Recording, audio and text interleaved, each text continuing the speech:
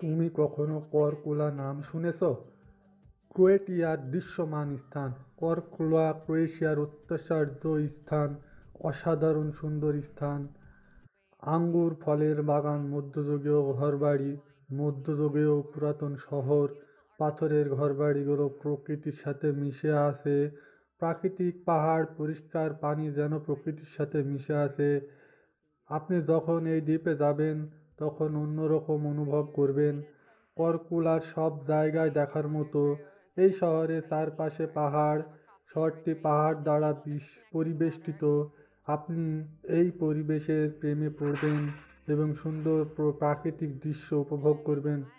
সুন্দর রেস্টুরেন্ট এবং ওয়াইনের দোকান আছে। কর্কুলাকে বলা হয় দুবনা ভিকের ছোট বোন। আমার মনে হয় আপনি যদি রিল্যাক্স আর আরাম করতে চান তাহলে আপনাকে করকুলায় যেতে হবে।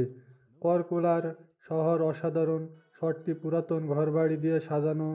শহরটি আড্রিয়াটিক সাগরের পাশে। আপনি ইচ্ছা করলে বাইকে করে ঘুরতে পারবেন এই শহরে। আপনি বাইক ভাড়া করতে পারবেন, চিন্তার কিছু নাই।